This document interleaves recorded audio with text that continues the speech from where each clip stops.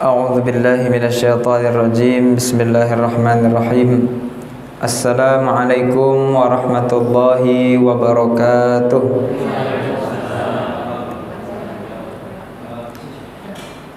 Innal hamdalillah nahmaduhu wa nasta'inuhu wa nastaghfiruh wa na'udzu billahi min shururi anfusina wa sayyiati a'malina.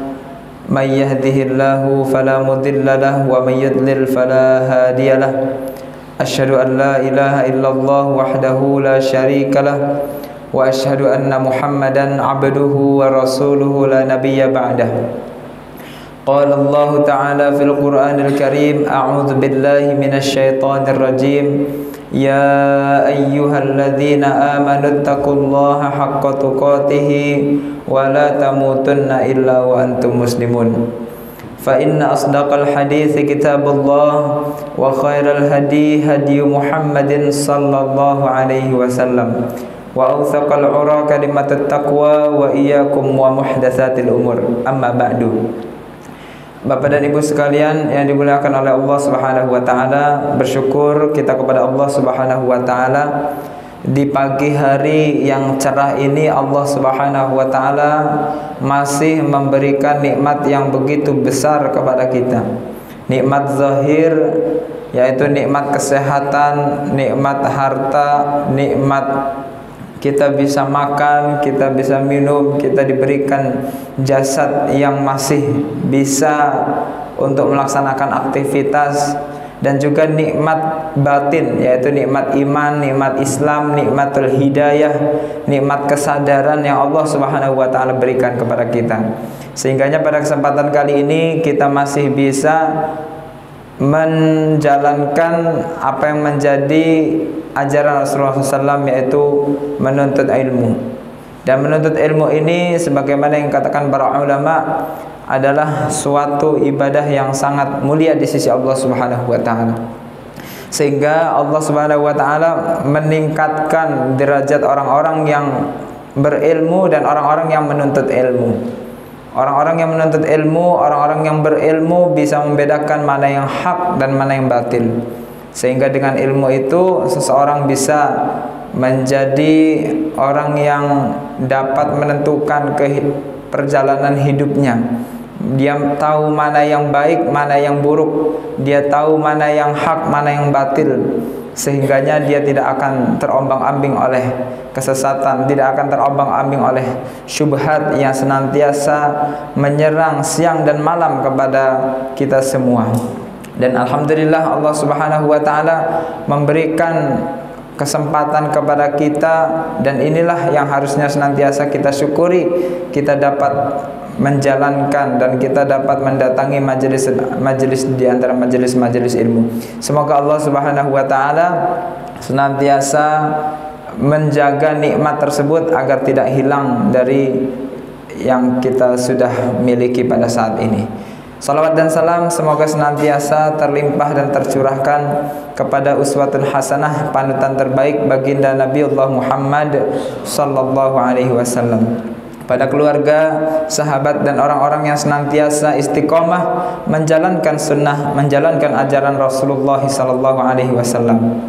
Baik Bapak Ibu yang dirahmati oleh Allah Subhanahu wa taala, kita akan bersama-sama bertolabul ilmi, mendengarkan ayat dari Al-Quran, mendengarkan hadis-hadis dari Rasulullah sallallahu alaihi wasallam. Tentu ini adalah yang sebenar-benarnya ilmu. Al-ilmu qala Allah wa qala Rasulullah sallallahu alaihi wasallam. Ilmu adalah apa yang datang dari Allah Subhanahu wa taala dan apa yang datang dari Rasulullah SAW. Karena kebenaran yang benar-benar hakiki adalah kebenaran dari Allah Subhanahu wa taala. Di dalam surat Al-Baqarah Allah Subhanahu wa taala berfirman, "Al-haqqu mir rabbika fala takunanna minal mumtarin." Kebenaran adalah dari Allah Subhanahu wa taala, maka janganlah jadi orang yang ragu-ragu. Ketika ada seorang ustadz atau ada seorang kiai atau ada seorang gus atau siapapun yang menyampaikan kebenaran, maka kebenaran itu bukan datang dari seorang ustadz itu, tetapi datangnya dari Allah Subhanahu wa taala. Bahkan kebenaran bisa saja datang dari orang-orang yang bukan siapa-siapa, ya.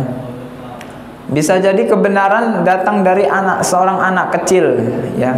Seorang anak kecil ketika mengatakan sesuatu, ketika perkataannya itu memang berdasar atau perkataannya memang sesuai dengan apa yang disampaikan oleh Allah Subhanahu wa taala, maka itulah suatu kebenaran. Jadi bukan dari anaknya itu. Jadi katakanlah, oh, ketika Ustadz Fulan menyampaikan sesuatu pasti benar, belum tentu, ya. Apa kata Imam Malik rahimahullah? Semua orang bisa diambil dan bisa ditinggalkan perkataannya kecuali Rasulullah SAW. Artinya siapapun bisa benar, bisa salah, ya. Ada seorang ustadz, ada seorang kiai ketika berceramah bisa jadi dia salah dalam ceramahnya. Bisa saja kita menolak apa yang datang dari ustadz tersebut atau apa yang datang dari kiai tersebut. Boleh, selagi memang perkataannya ada keliru, karena kan namanya juga manusia, ya. Tetapi apa yang datang dari Rasulullah SAW itu tidak boleh sekalipun kita tolak. Ada ayat di dalam Al-Quran, maka kita dengarkan, kita hayati, dan kemudian kita amalkan dalam kehidupan sehari-hari. Apa yang datang dari Rasulullah SAW berupa hadis, berupa sunnah Rasulullah SAW, kita ambil, kita dengarkan, dan kemudian kita amalkan dalam kehidupan sehari-hari.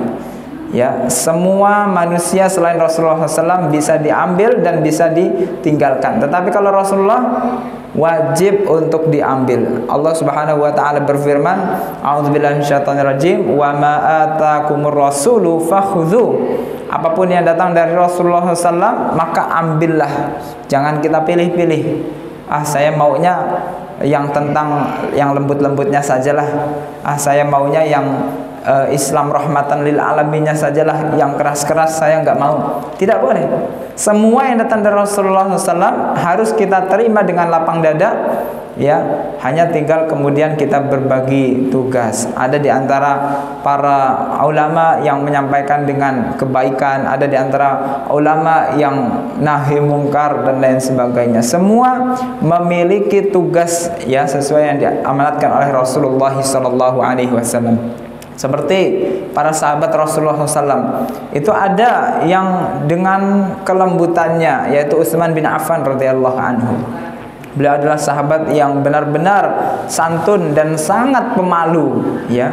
Bahkan saking malunya para malaikat pun malu kepada Utsman bin Affan. Kemudian Rasulullah SAW juga malu untuk mengatakan sesuatu ke Utsman bin Affan, karena beliau ada seorang yang pemalu, sehingga orang lain juga pemalu bisa segan kepada beliau.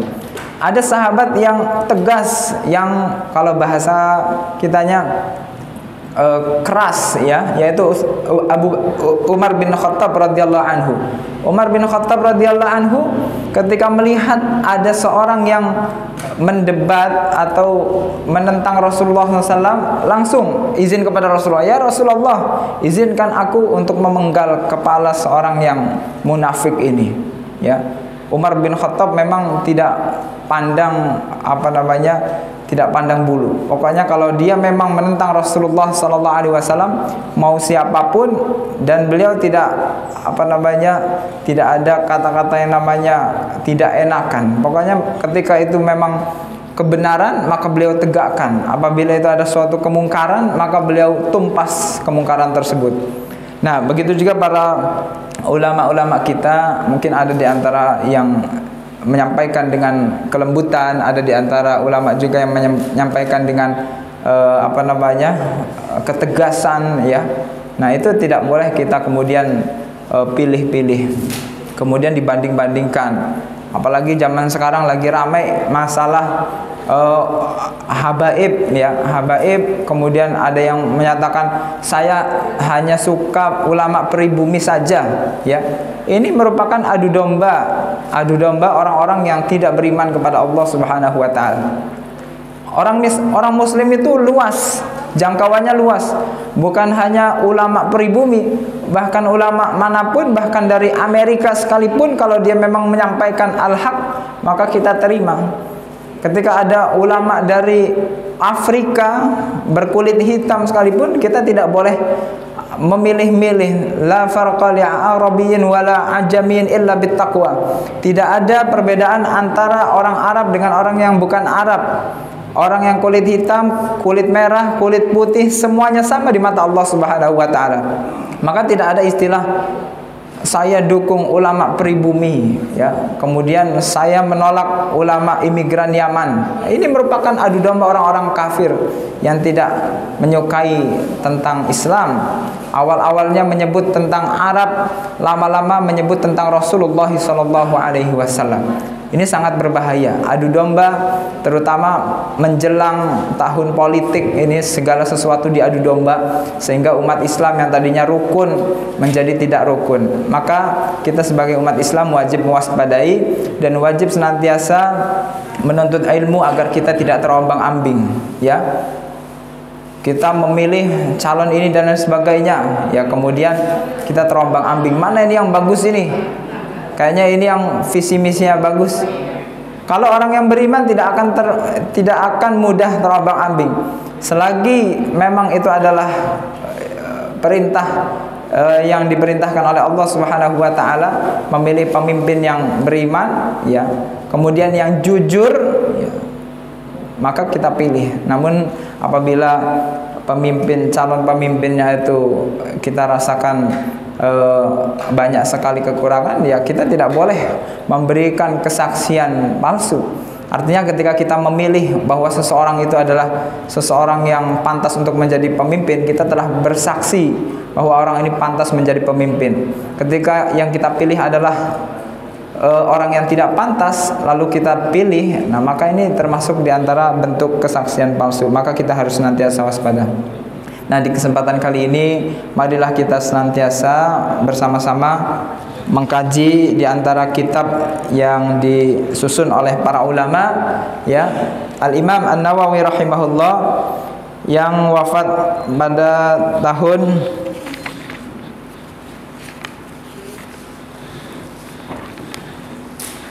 Al-Imam An-Nawawi rahimahullah yang wafat pada tahun 500-an Hijriah, ya. 500-an Hijriah, artinya beliau termasuk ulama mutaakhirin. Mutaakhirin ini dari 400 ke bawah itu sudah termasuk ulama-ulama mutaakhirin. Ada ulama-ulama mutaqaddimin, yaitu diantaranya Imam Syafi'i, Imam Bukhari, kemudian Imam Ahmad dan lain sebagainya, yang hidup di sebelum tahun 400-an Hijriah. Ada mutaqaddimin, ada mutaakhirin, ada muasirin. Kalau muasirin ini ulama kontemporer. Baik, jemaah yang dimuliakan oleh Allah Subhanahu wa taala, kita akan membahas bab yang pertama di dalam Riyadhus Shalihin. Ini adalah bab yang paling penting. Bahkan para ulama selain Imam An-Nawawi rahimahullah mencantumkan bab ini di dalam kitab-kitab mereka yang paling pertama untuk sebagai pengingat, yaitu tentang Babul Ikhlas, pembahasan tentang ikhlas, ya. Ikhlas ini menjadi dasar yang menjadi penentu amal ibadah kita diterima oleh Allah Subhanahu wa taala.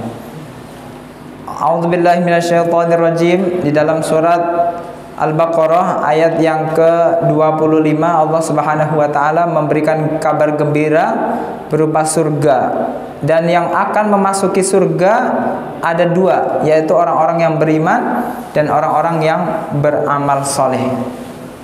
Jadi kita, Bapak dan Ibu sekalian, insyaallah kita termasuk orang-orang yang ahli surga. Kenapa? Karena kita sudah beriman kepada Allah Subhanahu wa taala. Betul ya? Kita sudah beriman kepada Allah, kemudian kita mentauhidkan Allah, mengesakan Allah, tidak mensekutukan Allah, insyaallah kita akan masuk surga. Ada syarat yang kedua, beriman. Selain beriman adalah beramal soleh, ya. Jadi Bapak Ibu sekalian, apa yang dimaksud dengan amal soleh? Ini harus kita hafalkan. Amal soleh adalah makana khalisan lillah wa mutaba'atan linnabi sallallahu alaihi wasallam. Yang dimaksud dengan amal soleh adalah suatu amal yang dilakukan dengan ikhlas dan mencontoh Rasulullah sallallahu alaihi wasallam. Jadi dua syarat ini, ikhlas dan mencontoh Rasulullah SAW, ini harus senantiasa kita perhatikan dalam amal soleh atau dalam amal ibadah yang kita lakukan.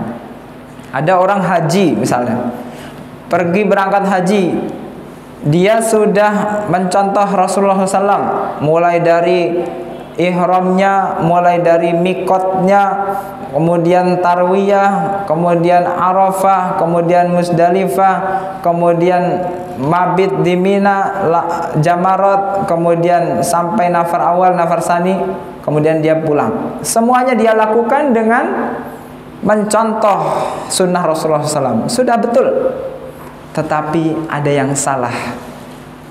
Ada yang salah dalam perbuatannya itu. Dia ingin supaya dipanggil Pak Haji.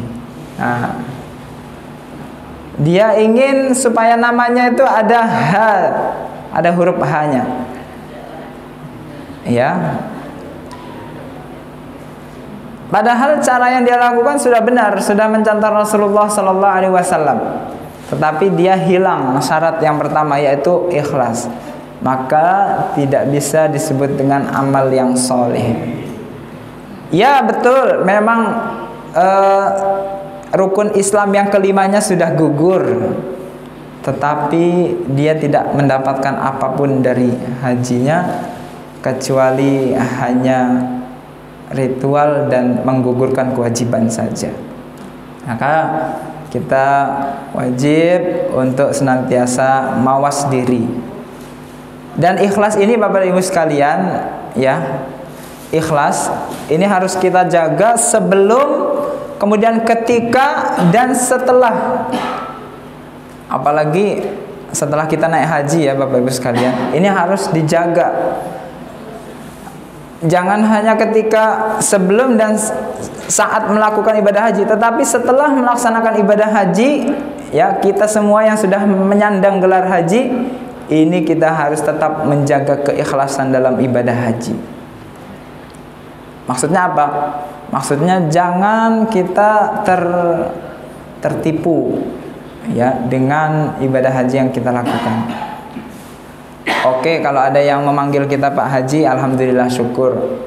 Tapi ketika tidak dipanggil Pak Haji, jangan sakit hati. Ketika tidak disebut Bu Hajah, jangan sakit hati. Ya. Kemudian juga, apalagi tidak ada yang bertanya, kemudian kita malah menceritakan. Mas tahu nggak? Saya sudah haji loh. Ya. Artinya tidak ada obrolan apapun yang konteksnya sebelumnya, tetapi tiba-tiba ujuk-ujuk menceritakan bahwa saya sudah haji. Dan kemudian ketika menulis nama sendiri, kalau bisa tidak usah ditulis H-nya, ya. Kecuali kalau orang mau tulis H, ya silakan, itu orang yang menghargai kita. Tetapi kalau kita sendiri, kalau bisa kita jangan mencantumkan sendiri, agak riskan, ya. Dalam masalah hati ini memang riskan. Pernah nama saya dicantumkan H, ya, langsung kemudian kok dicantumkan nama H? Ya antum kan sudah haji. Ya nggak usah aja lah. Seakan-akan kayak sudah bapak-bapak gitu kan. Padahal kesannya kayak sudah bapak-bapak yang sudah senior gitu, padahal masih junior. Ya silakan sajalah, ya sudah, tidak apa-apa. Intinya saya tidak meminta, ya, saya tidak meminta untuk ditulis H. Tapi ketika memang dia tulis H, ya silakan saja. Nah, maka dari itu Bapak dan Ibu sekalian, kita bersama-sama untuk mendengarkan firman Allah di dalam Al-Quran surat Al-Bayyinah. A'udzu billahi minasyaitonir rajim. Wa ma umiru illa liya'budullaha mukhlishina lahud-din hunafa'a wa yuqimus salata wa yu'tuz zakata wa dzalika dinul qayyimah. Surat Al-Bayyinah ayat yang kelima. Artinya, dan tidaklah mereka diperintahkan kecuali untuk menyembah Allah, hanya menyembah Allah dengan mengikhlaskan peribadatan hanya kepadanya dan mendirikan salat dan menunaikan zakat, dan itulah agama yang lurus. Ya. Jadi ayatnya jelas, illa berarti tidak ada kepentingan lain. Jadi kata Allah, dan tidaklah berarti ditiadakan dulu semuanya, tujuan-tujuan lain-lain ditiadakan, tujuan duniawi, tujuan popularitas, kemudian tujuan yang selain Allah ditiadakan. Wa ma umiru, dan tidaklah illa liya'budullaha mukhlishina lahuddin, kecuali hanya untuk menyembah Allah dengan mengikhlaskan. Nah, berarti ini penetapan yang awalnya nafyu, peniadaan tujuan-tujuan lain, kemudian diisbat oleh Allah Subhanahu wa taala hanya untuk Allah Subhanahu wa taala. Ini yang harus senantiasa kita perhatikan. Karena amal-amal ibadah itu banyak sekali tujuan-tujuannya, maka kita harus mengikhlas. Ikhlas itu murni, Pak. Jadi kalau kita punya gelas, ya, sebelum kita isi dengan air susu, ya, kita kosongkan terlebih dahulu.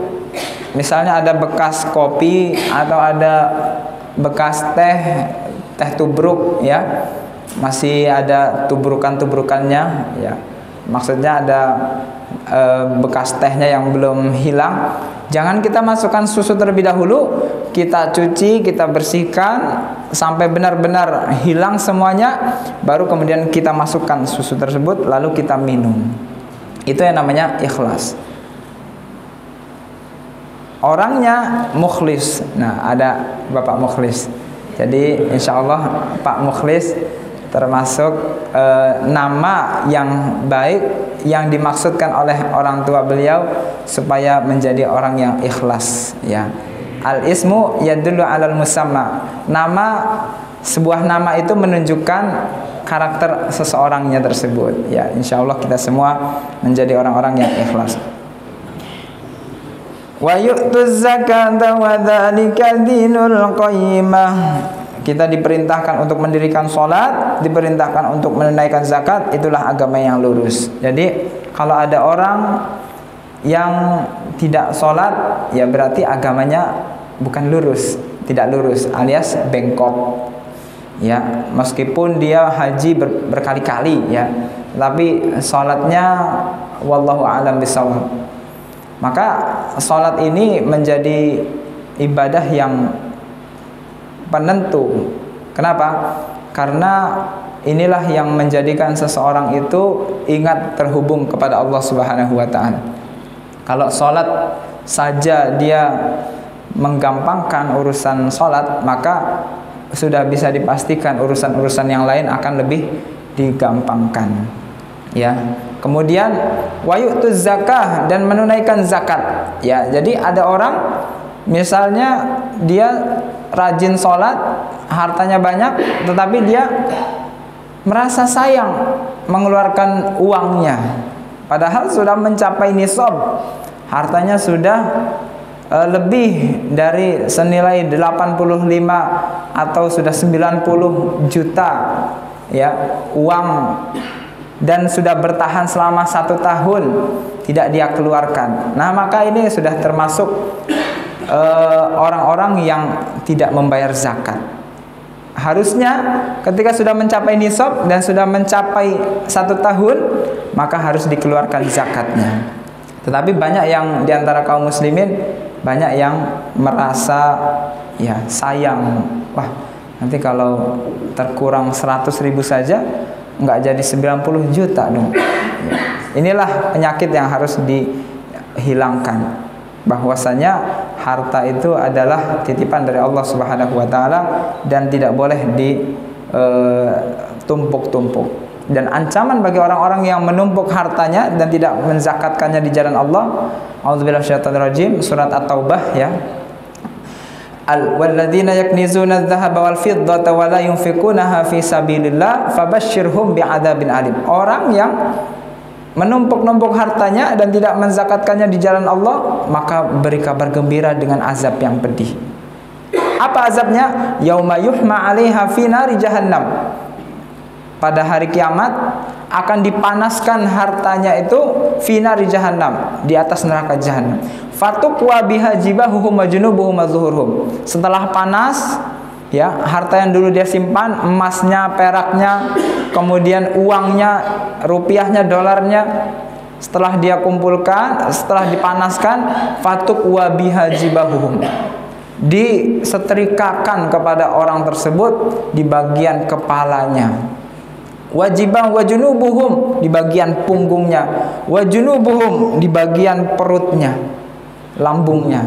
Hadza ma kanaztum li anfusikum, ini yang dahulu kalian tumpuk-tumpuk. Fazuqu ma kuntum taknizun, rasakanlah apa yang dahulu kalian tumpuk-tumpuk itu. Ya, kita sudah paham lah kalau harta ditumpuk-tumpuk menghambat perputaran ekonomi bagi masyarakat yang miskin, masyarakat yang membutuhkan. Coba kalau masyarakat yang miskin itu kemudian pada suatu ketika mendapatkan bantuan, mendapatkan zakat, ya, kemudian dia diberikan edukasi, diberikan pembelajaran, penyuluhan tentang manajemen keuangan, kemudian dia mulai membangkitkan lagi perekonomiannya. Ini membantu program pemerintah untuk menuntaskan kemiskinan. Cuma karena tidak ada yang peduli, baik itu pemerintah, baik itu orang-orang kaya, sehingga ya tidak ada yang bisa diharapkan. Yang ada malah semakin banyak kejahatan, ya, banyak orang yang kemudian mengambil hak orang lain, kemudian banyak pembegalan diantaranya juga. Meskipun pembegalan-pembegalan itu ada yang sudah menjadi watak juga ya, tetapi ada sebagian yang melakukan kejahatan itu bukan karena watak, tapi karena kebutuhan mendesak. Pernah terjadi pada suatu ketika di zaman Umar bin Khattab, ada seorang yang mencuri, ya, ada seorang yang mencuri. Kemudian dibebaskan oleh Umar bin Khattab. Diproteslah oleh para sahabat. Wahai Umar bin Khattab, engkau tidak menegakkan hukum Allah.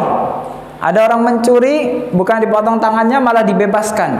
Kata Umar bin Khattab, itu bukan kesalahan dia, tetapi kesalahan kalian orang-orang kaya yang tidak mau berzakat, sehingga dia kelaparan. Dia hanya ingin agar anak dan kemudian istrinya dan dia sendiri ingin makan, sehingga tidak ada yang bisa dia makan, sehingga dia mencuri. Jadi jatuhnya darurat, ya, darurat, karena terpaksa. Mau bagaimana lagi nih, daripada mati mendingan saya mencuri, ya. Akhirnya dibebaskan oleh Umar bin Khattab. Tetapi setelah itu kalau ketahuan mencuri lagi, tentu ditangkap, diberikan hukuman. Tetapi kita pernah dengar ada seorang nenek-nenek membutuhkan uang, ya, membutuhkan untuk makan dan hidup, bertahan hidup, kemudian dia mencuri kayu, malah dihukum, ya. Inilah hukum yang tidak adil. Tetapi kalau Umar bin Khattab, beliau ada sosok pemimpin yang benar-benar adil, tidak menghukumi hanya dari tampilannya saja. Memang dari zahirnya dia adalah seorang pencuri yang mencuri, tetapi beliau melihat latar belakangnya apa. Oh, ternyata latar belakangnya karena dia memang kesulitan, terdesak, tidak bisa makan. Daripada dia mati kemudian dia mencuri. Inilah jamaah yang dimuliakan oleh Allah Subhanahu wa taala. Jadi kita sebagai orang yang kaya, yang sudah dititipkan harta oleh Allah, maka kita tingkatkan lagi kesadaran untuk berzakat. Kita tengok kanan kiri kita, jangan-jangan ada yang belum bisa tidur karena kelaparan, jangan-jangan ada di antara sahabat-sahabat kita ada yang kesusahan. Dan kalau kita bingung bagaimana pembagiannya, di sini kita ada lembaga zakat, infak dan sedekah, yaitu Milah Ibrahim. Nah, bisa dititipkan lewat Yayasan Milah Ibrahim. Ya, untuk konsultasi misalnya harta saya sudah punya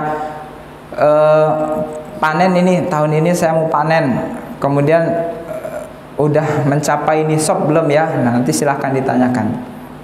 Kalau di dalam kitab fikih itu kalau sudah 5 wasak ya, 5 wasak atau senilai dengan 900 liter ya, 900 liter kalau tidak salah, itu sudah mencapai nisab untuk dizakatkan. Nah, nanti bisalah konsultasi sama Ustadz Nurdin, apakah harta saya sudah mencapai nisab, sudah mencapai batas zakat atau belum. Jangan-jangan kita selama ini hartanya sudah mencapai dan sudah bertahan bertahun-tahun, bukan cuma 1 tahun. Nah, ini bahaya Bapak dan Ibu sekalian.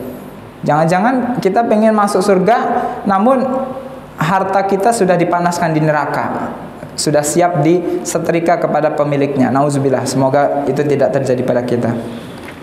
Yang selanjutnya itu tentang perintah Allah ya, perintah Allah kepada kita untuk benar-benar ikhlas, kemudian mendirikan salat, menunaikan zakat, dan itulah ajaran agama yang lurus. Baik, Bapak dan Ibu sekalian, masih terkait dengan ikhlas. Allah Subhanahu wa taala berfirman di dalam surat Al-Hajj ya, surat Al-Hajj. A'udzubillahi minasyaitonirrajim. لن ينال الله لحومها ولا دماؤها ولكن يناله التقوى منكم.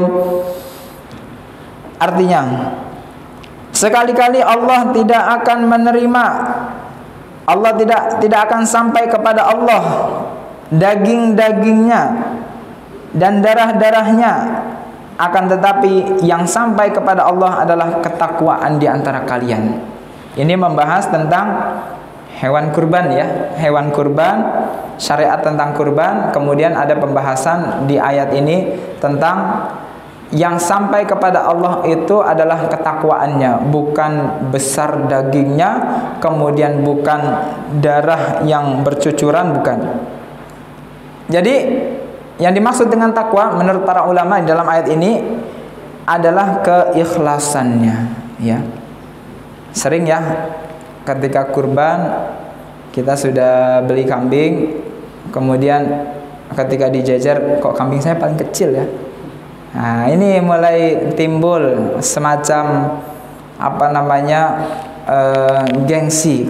Waduh, gengsi, masa kambingnya Pak Haji kecil misalnya. Wah, gengsi, masa punyanya Pak pejabat kecil.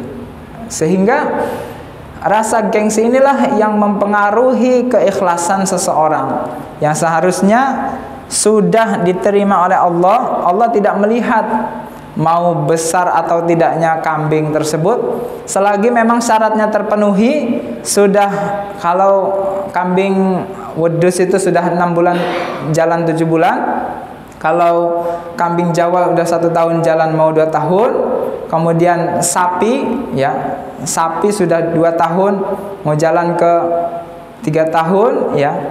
Ketika memang syaratnya sudah terpenuhi, kemudian tidak ada sakit, tidak ada cacat, tidak ada pincang atau buta dan sebagainya, maka sah diterima oleh Allah Subhanahu wa taala. Bukan tidak ada syarat-syarat untuk kurban itu kambingnya harus besar, kemudian bulunya harus mulus ya, kemudian harus banyak ininya, lemaknya dan lain sebagainya. Tidak. Ketika seseorang benar-benar hanya mencari ridha Allah Subhanahu wa taala, maka sudah diserahkan saja mau orang berkomentar apa tentang kambing atau tentang hewan kurban yang kita kurbankan, itu urusan lain. Karena yang kita tuju bukan dari perkataan manusia, tetapi yang kita cari adalah penilaian dari Allah Subhanahu wa taala. Dan yang sampai itu bukan dagingnya, yang sampai adalah ketakwaannya. Ketika kita sudah ikhlas, sudah bertakwa kepada Allah, maka sudah tercatat di sisi Allah Subhanahu wa taala. Jamaah yang dimuliakan oleh Allah Subhanahu wa taala, itu dalil yang kedua. Kemudian kita baca hadis Rasulullah SAW.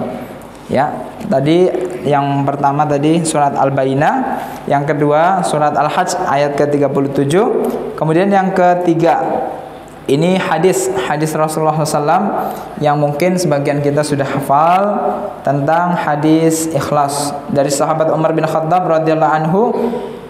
Wa an Amirul Mukminin Abi Hafsin Umar bin Al-Khattab radhiyallahu anhu qala sami'tu Rasulullah sallallahu alaihi wasallam yaqul innamal a'malu binniyat. Dari sahabat Umar bin Khattab radhiyallahu anhu, beliau berkata, aku telah mendengar Rasulullah SAW bersabda, hanya saja setiap amalan itu tergantung dengan niatnya. Wa innamal likulli imri'in ma nawa. Dan hanya saja sesungguhnya setiap orang akan mendapatkan apa yang dia niatkan. Faman kanat hijratuhu ilallahi wa rasulih, maka barang siapa yang hijrahnya itu menuju Allah, niatnya untuk mencari ridha Allah dan Rasulnya, fa hijratuhu ilallahi wa rasulih, maka hijrahnya itu akan mencapai Allah dan Rasulnya. Wa man kanat hijratuhu lidunya, barang siapa yang hijrahnya itu karena ingin dunia yang dia capai, awi imra'atan yang kihuha, atau menginginkan seorang perempuan yang dia nikahi, fa hijratuhu ila ma hajara ilaihi, maka dia akan mendapatkan sesuai yang dia niatkan. Ini asbabul wurudnya, ya, bukan asbabun nuzul ya, Bu. Kalau asbabun nuzul itu Al-Qur'an, ya. Nuzul itu kan turun, sebab turunnya Al-Qur'an. Kalau hadis asbabul wurud, kenapa bisa sampai terucap hadis itu oleh Rasulullah pada suatu ketika, atau latar belakangnya, latar belakang kisahnya. Pada suatu ketika ada seorang yang ingin berhijrah ke Madinah. Namun hijrahnya itu bukan karena Allah dan Rasulnya. Aslinya dia mau tetap tinggal berada di Mekah, ya. Bayangkan, Bu, orang harus meninggalkan kampung halamannya, meninggalkan rumahnya yang sudah dia bangun bertahun-tahun, kemudian usahanya juga, tokonya harus ditinggalkan. Di Mekah itu kan toko-toko banyak, bukan cuma zaman sekarang, ya. Ternyata zaman dahulu juga perniagaan itu sudah dari zaman Rasulullah SAW. Jadi ketika musim haji memang laisa alaikum junahun anta batagu fadlam mir rabbikum. Ya, ketika mereka musim haji, mereka mulai berdagang, mulai buka usaha. Pokoknya dari zaman dahulu Mekah itu sudah ramai dengan perdagangan. Mereka harus hijrah ke Madinah, meninggalkan kampung halamannya, meninggalkan tokonya, meninggalkan tanah kelahirannya. Itu adalah ujian yang sangat berat, dan banyak di antara orang yang sudah masuk Islam yang belum siap untuk berhijrah. Hanya beberapa yang siap untuk berhijrah, di antaranya Utsman bin Affan dan sahabat-sahabat Nabi yang lainnya, Mus'ab bin Umair dan lain sebagainya. Ada yang belum siap untuk berhijrah. Tetapi setelah tahu bahwa wanita pujaan hatinya itu ternyata ikut hijrah, akhirnya dia ikut juga berhijrah, ya. Karena ketika si laki-laki ini meminang perempuan ini, kata perempuan ini, aku tidak bersedia untuk menerima pinanganmu karena aku akan berhijrah bersama Rasulullah SAW. Kalau kamu mau, maka kamu harus berhijrah. Akhirnya dia pun berhijrah, ya, dan sampailah ke Madinah, dan sampailah berita tersebut kepada Rasulullah SAW. Kemudian Rasulullah SAW menyebutkan tentang hadis ini, tetapi tidak disebutkan siapa orang yang berhijrah karena wanita, ya. Hanya disebutkan oleh para ulama sebutannya muhajir Ummu Qais, orang yang berhijrah karena ingin mendapatkan Ummu Qais. Ummu Qais ini adalah wanita yang menjadi dambaannya, hingga kemudian dia ikut berhijrah. Nah, Rasulullah SAW kemudian menyampaikan, innamal a'malu binniyat, sesungguhnya setiap perbuatan itu tergantung dengan niatnya. Jadi kita kalau mau melaksanakan ibadah harus niat, ya. Salat itu harus niat. Baik itu niat ikhlas karena Allahnya, dan juga kita harus menspesifikasi ibadah yang mau kita laksanakan itu ibadah apa. Misalnya salat 4 rakaat. 4 rakaat kan ada 2 kemungkinan. Bisa jadi sholat zuhur, bisa jadi sholat asar, ya, bisa jadi dia jamak, ya. Misalnya ketika dia belum melaksanakan sholat zuhur dan asar dan sudah mau maghrib. Nah, pada saat itu dia mau sholat 4 rakaat. Nah, dia belum menspesifikasikan niatnya sholat yang dia lakukan itu sholat zuhur atau sholat asar. Kalau dia langsung tiba-tiba sholat 4 rakaat tanpa dia tetapkan terlebih dahulu niatnya mau sholat zuhur atau sholat asar, maka tidak sah sholatnya dan tidak terhitung. Pada saat dia ditanya, kamu sholat apa? Sholat zuhur tadi itu. Tapi saya belum niat. Oh, berarti sholatnya pada saat itu tidak sah, karena syarat diantara diterimanya sholat adalah niat. Syarat sholat kan ada 5, ya. Nah, kemudian niat itu masuk ke dalam rukun sholat. Yang pertama niat, karena kenapa masuknya rukun? Karena dia muqtarin bil fi'il, karena langsung tersambung dengan ihramnya, takbiratul ihram. Ketika dia niat, saya niat salat zuhur 4 rakaat qadaan atau adaan lillahi ta'ala, maka dia pada saat itu dia sudah terhitung sebagai salat zuhur. Namun ketika dia belum sama sekali meniatkannya, ya, maka dia tidak sah salatnya. Maka ada ulama yang kemudian mempertegas, sesungguhnya niat itu kalau bisa diucapkan supaya lebih mengena di hati. Tetapi ada juga yang menyatakan tidak usah, karena niat itu kan sudah ada di hati. Baik, itu bagi orang-orang yang tidak ada was-was dalam hatinya. Bagi orang-orang yang dalam hatinya masih was-was, ya, sering ragu-ragu, maka dia kalau bisa diucapkan, usalli fardhu zuhri arba'an rakaati mustaqbalal qiblati ada andillahi ta'ala, itu boleh, ya. Jadi itu bukan bid'ah, ya. Jadi itu adalah termasuk diantara niat yang dilafazkan. Dan menurut para ulama, ketika dilafazkan itu, para ulama tetap menganggapnya itu sebagai amalan hati. Jadi niat memang berasal dari hati, diucapkan hanya sekedar membantu hati untuk lebih yakin, ya. Jadi bukan berpahaman bahwasanya niat itu letaknya di lisan, bukan. Tetap semua ulama sepakat bahwasanya niat itu letaknya di hati, namun lisan hanya mempermudah untuk meyakinkan di dalam hati. Wallahu a'lam bishawab. Baik, kita lanjutkan. Rasulullah sallallahu alaihi wasallam bersabda, "Wa inna malikul imri'in ma nawa." Dan sesungguhnya setiap manusia, setiap orang-orang akan diberikan pahala sesuai yang dia niatkan, ya. Dia niatnya salat zuhur, maka dia akan mendapatkan pahala salat zuhur. Dia niat seperti misalnya salat tahiyatul masjid, ya, tahiyatul masjid. Dia masuk masjid, dia mau salat tahiyatul masjid atau dia mau salat rakaatul fajri sebelum subuh. Ketika dia meniatkan untuk salat tahiyatul masjid, maka dia hanya mendapatkan tahiyatul masjid.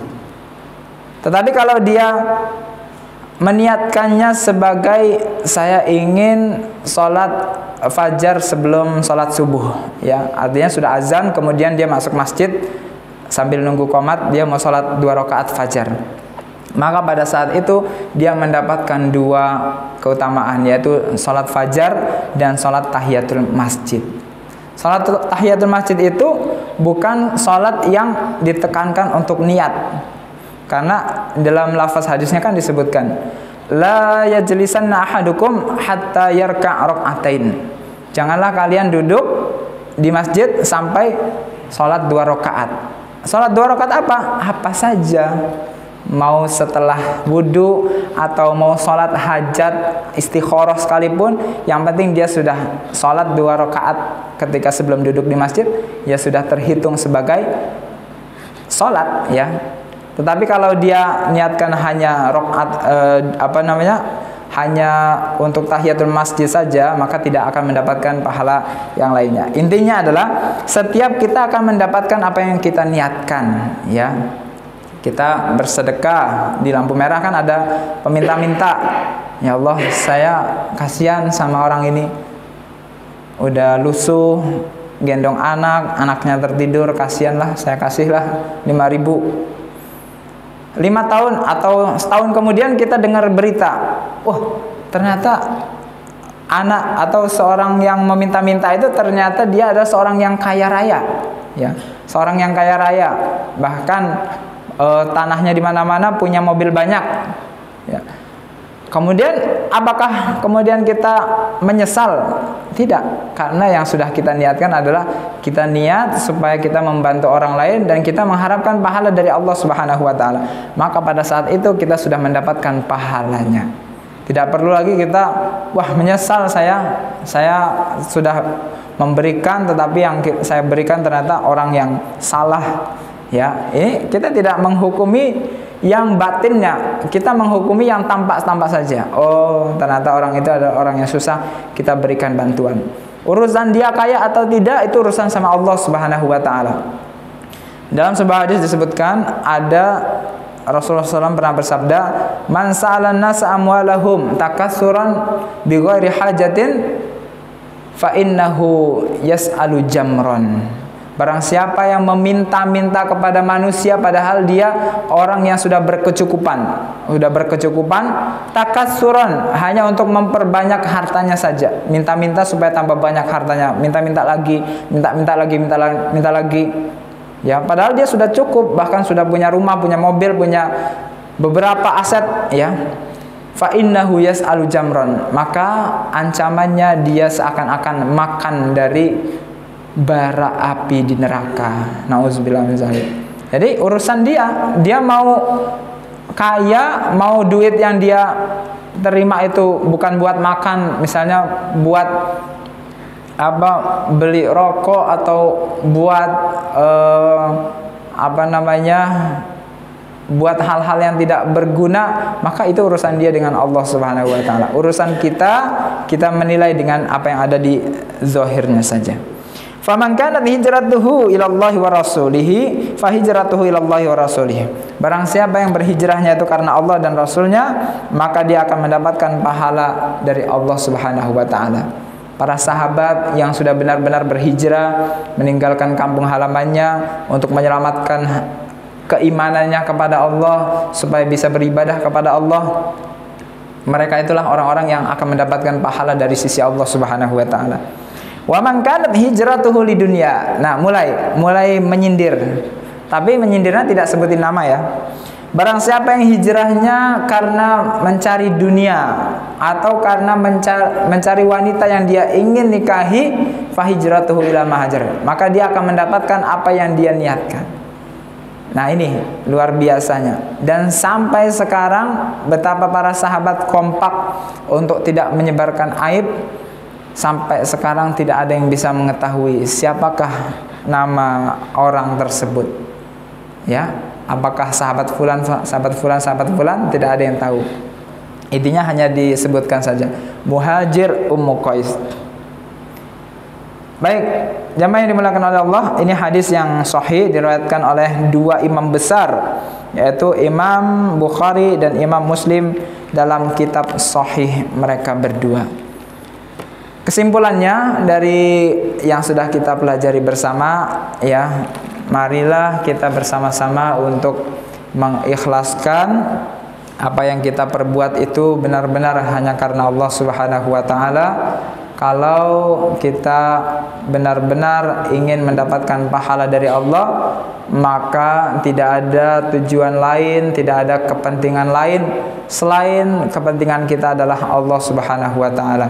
Apabila seseorang mulai terganggu dengan niat-niat yang lainnya, ya, maka perbanyak saja istighfar kepada Allah Subhanahu wa taala. Semoga dengan istighfar yang dia ucapkan setiap harinya akan dapat membantu agar keinginan-keinginan tersebut datang sehingga dia tetap menjadi orang yang ikhlas lillahi taala. Sementara itu yang bisa saya sampaikan, ya, apabila ada benarnya itu dari Allah Subhanahu wa taala dan apabila ada salahnya murni dari kesalahan saya pribadi. Subhanakallahumma bihamdika asyhadu an la ilaha illa anta astaghfiruka wa atubu ilaik. Billahi taufik. Assalamualaikum warahmatullahi wabarakatuh.